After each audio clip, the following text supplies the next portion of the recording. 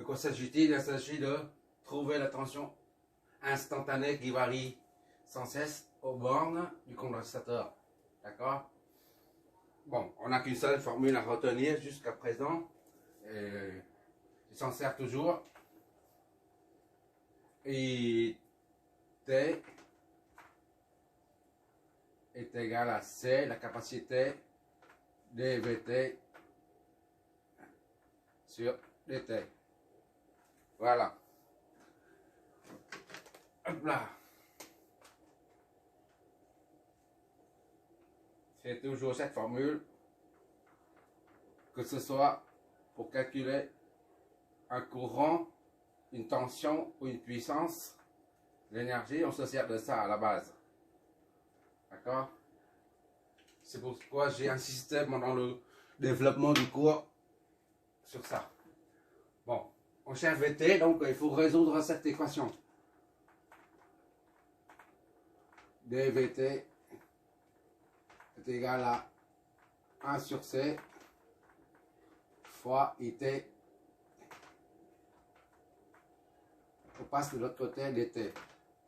dt, c'est une quantité réelle qui varie très peu. Donc, on a deux t ici. Un d ici, un d ici. On peut donc intégrer. Qu'est-ce que ça donne? C'est une intégrale dVt est égal à, c'est une intégrale 1 sur C IT et dt.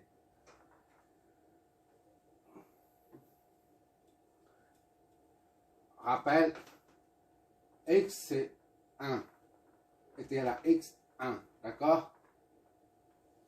La dérivée de ça là,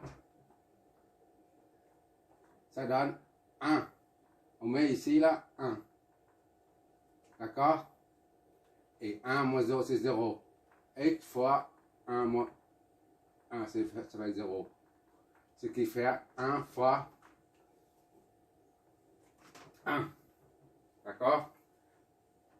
X, je vais trop vite. 1 moins x 0 c'est 1 fois 1. Tout ce qui est exposant 0 c'est égal à 1. Comme exponentielle de 0 c'est égal à 1. Fois dt. Ça fait 1 fois dt, ça fait dt. Dx. Dx. Autrement dit, dérivée de x, ça donne dx. Donc pour trouver x, on fait l'intégrale de dx, ça donne x. D'accord? Ça c'est un rappel.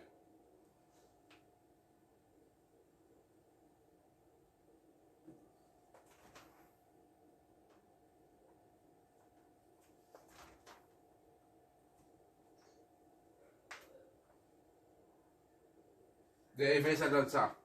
Et intégrale de ça, ça donne ça. C'est la primitive. La dérivée de la primitive, ça donne ça. Intégrale de la différentielle, ça donne la primitive. Bon, on applique ça à ce, ici. C'est juste un rappel.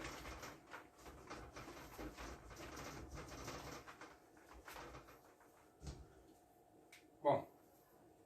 Comme on vient de dire, intégrale de dx, c'est x. Donc, intégrale de dvt, c'est vt. D'accord? Il n'y a plus de d ici. Il n'y a plus de d ici. Là. Voilà, c'est pour dire.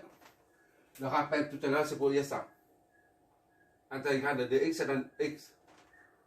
Et intégrale de dvt, ça donne vt. Donc, ici, on a vt est égal à, on laisse ça tel quel là, 1 sur c it dt. Tout ça c'est la constante, on peut sortir du signe intégral. Vt est égal à 1 sur c intégrale de it fois dt. D'accord? Or, IT est égal à 50. Amplitude c'est en milliampères, donc on convertit ça en ampères.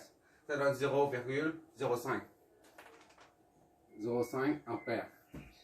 Sinus 120 pi t. D'accord? Ça c'est en ampères. Alors, et C est égal à 100. 100 micro-amps, c'est-à-dire 100 fois 10 puissance moins 6 farad.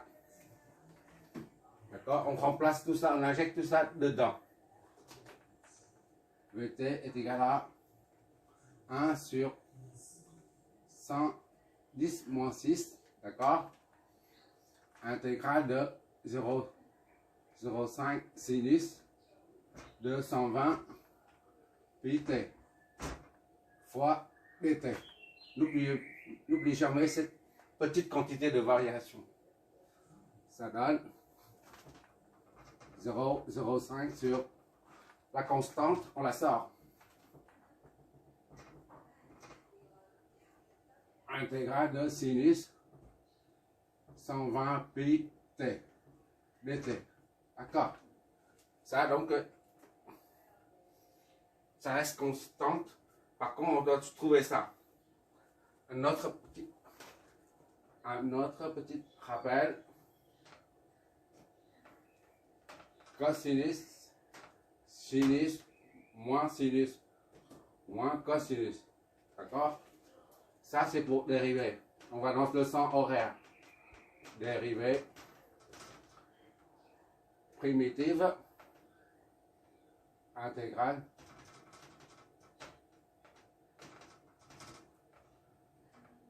on va dans le sens anti-horaire. Donc nous on cherche ça, c'est ça, et ça c'est dérivé. Bon, j'efface, c'est pas peine. Pour faire une intégrale, on part d'ici la sinus, d'accord? On va dans l'autre sens. Sens anti-horaire, sinus ça donne, c'est-à-dire sinus, ça donne intégrale, là ça donne moins cosinus. Moins cosinus, d'accord? Sinus ça donne moins cosinus. Donc pour un sinus AX, on a moins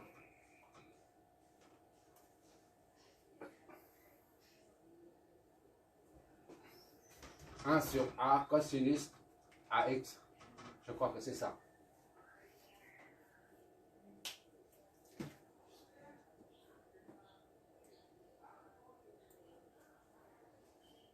Oui, c'est ça.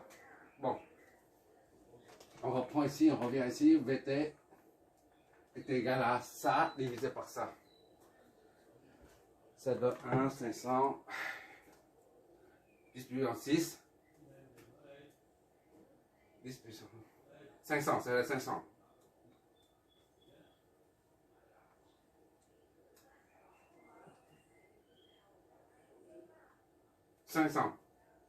Ça doit égal à 500. 500, ok. 500. Sinus A c'est 120 pi, d'accord? Ça, moins A, moins 1 c'est moins 1 sur 120 pi, d'accord? 1 sur A, moins 1 sur A, fois cosinus AX, fois cosinus de AX, c'est ça. A c'est 120 pi X, alors qu'ils ont cette T. Voilà. T1 à T2. T2. Si on voit comme ça. D'accord? Pour l'instant, on reste en indéfini. Une intégration indéfinie. On n'a pas encore fixé. Qu'est-ce que ça nous donne? 500 divisé par 120.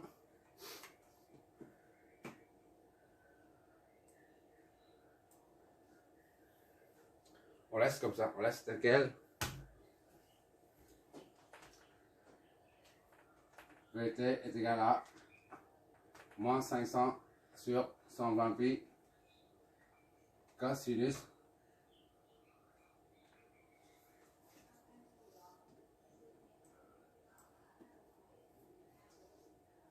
de 120 pi. Ok, d'accord? Voilà.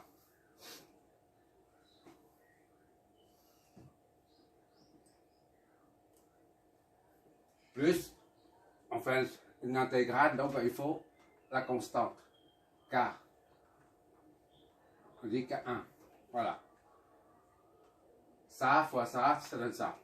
Et ça fois ça fait moins, plus 500 K1. D'accord? On pose.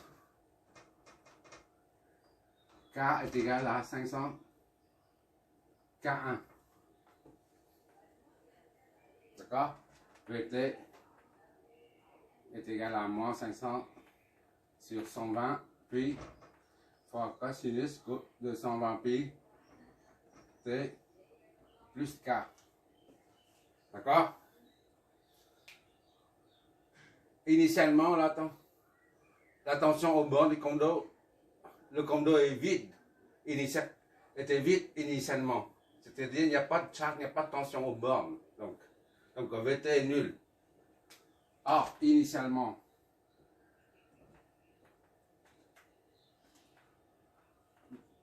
V0 est nul.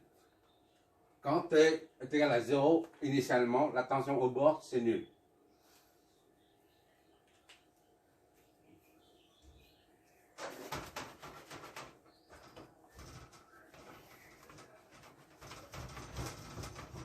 Bon. On va trouver. Ça, c'est presque fini, mais il reste la constante à déterminer. C'est tout.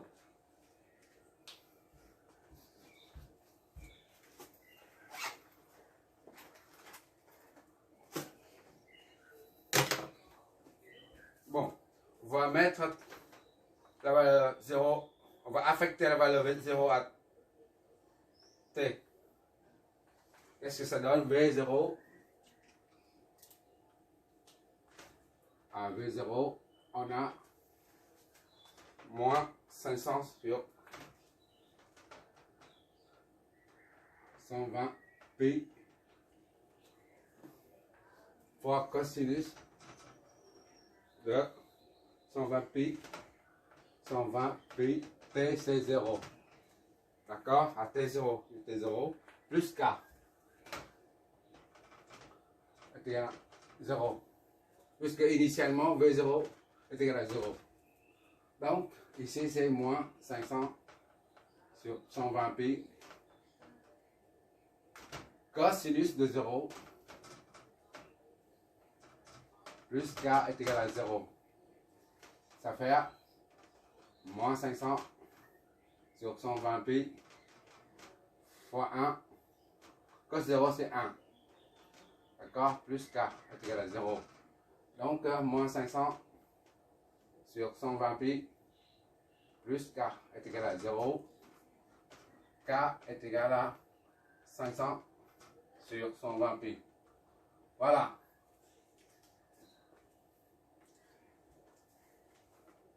On revient ici, on exprime T dans sa totalité, VT dans sa totalité. Soit, finalement, on obtient VT est égal à moins 500 sur 120 pi. Moins 500 sur 120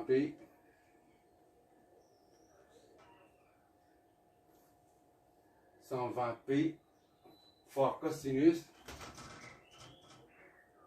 120 pi fois la variable T plus K plus 500 sur 120 pi. Voilà, tout ça en volt.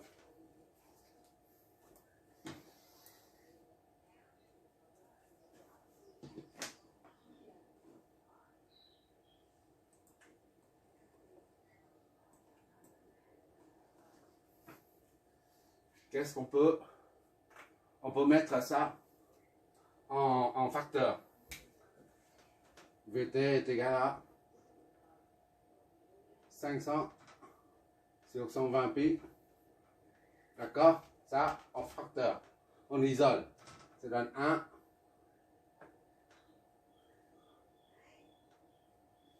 Ici, il reste 1. Ici, il reste moins. Cosinus de 120 pi t. Voilà. La tension aux bornes. Comme d'eau.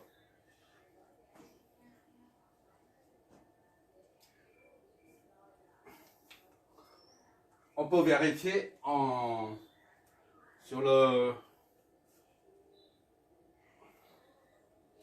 On peut vérifier VT là. Sachant qu'au début, V0 est égal à 0. D'accord? Il n'y a pas de tension. Mais au fur et à mesure le courant passe, les charges s'accumulent ici là. Et ben, la tension augmente au fur et à mesure. D'accord? On vérifie par exemple à 1 milliseconde pour T. À 0, c'est 0. T égale à 0, Vt, V0 est égal à 0. Ça, c'est connu parce que à l'instant initial, le condo est déchargé. Il n'y a pas de charge. Maintenant, supposons qu'on ait un T à 1 milliseconde. Juste 1 milliseconde. Après la fermeture de l'interrupteur, la fermeture du circuit, on a quoi? V 10 moins 3. 1 milliseconde, c'est 10 moins 3 secondes. Est égal à, on applique ça, 500 divisé par 120, pi, fois 1 moins cosinus de 120 pi fois 10 moins 3 secondes. Et qu'est-ce que ça nous donne? Vt 1 milliseconde, ça nous donne quoi?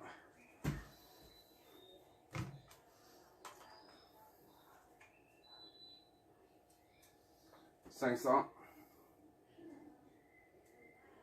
divisé par 120 pi. Ok, 120 pi. 120 pi.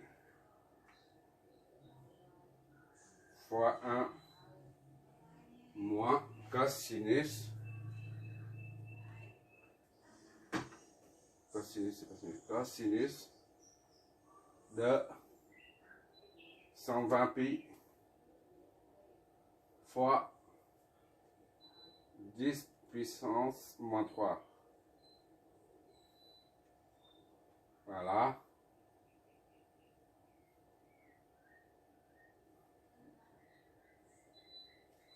Ça fait 0, 0, 9, 3, 1. 3, 1 sous volt. Soit 93,1 millivolts. D'accord? Et si on augmente encore, on va dans le temps. Maintenant, supposons que Vt est égal à 5 millisecondes. 5 millisecondes. Alors, normalement, on doit avoir, si on remplace T par 5 millisecondes dedans, on doit avoir Vt 5 millisecondes supérieur à ça. Puisque au fur et à mesure, les charges s'accumulent, la tension augmente. D'accord? Bon, on vérifie. Je vérifie comme ça, c'est la meilleure façon en fait. C'est très pratique. V est égal à, pour T est égal à 5 millisecondes. 5 10 puissance moins 3 est égal à 500 sur 120 pi. D'accord? Fois 1 moins cosinus de... Il suffit de remplacer ces 1 milliseconde par 5 millisecondes. Cosinus de 120 pi fois 5 10 puissance moins 3. Tout ça est égal à... Normalement, on doit trouver ça supérieur, sinon c'est pas bon. On est en millivolts. Bon, il suffit de changer 5. La différence est 5 au lieu de 10, de 1. 1, 10 puissance moins 3. C'est 5, 10 puissance moins 3. Il suffit de changer ça.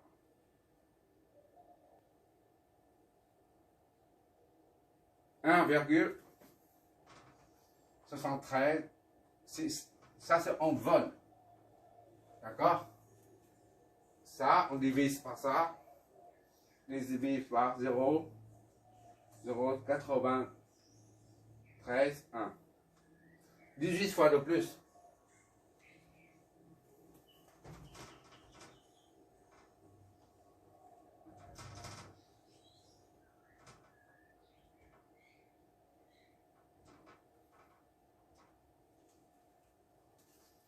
Bon, on voit ici que V, 5 secondes.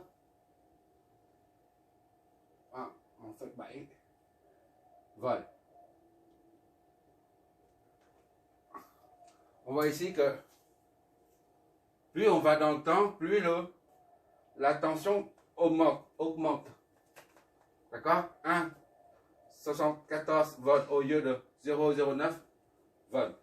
Ça signifie que plus on va dans le temps, plus les charges s'accumulent. Ça confirme. Voilà. Ah là là, il fait chaud en Asie là. Après. Combien de degrés il fait là? Ça doit être 40. Bon, c'est pas compliqué. J'ai fait tout ça, c'est pour montrer comment on manipule les différentiels, les dérivés, les intégrales. Parce qu'on aura besoin pour que les équations de Laplace. Laplace s'écrit comment ça? Laplace, et puis le circuit, Laplace, voilà. Qui écrit quand machin est égal à bidule. Voilà. Et puis on aura des circuits comment? Différentiels. Qui part comme ça, et puis il y a d'autres, ainsi de suite. Il y a beaucoup d'amplificateurs qui forment à la sortie une équation différentielle d'ordre 2 par exemple.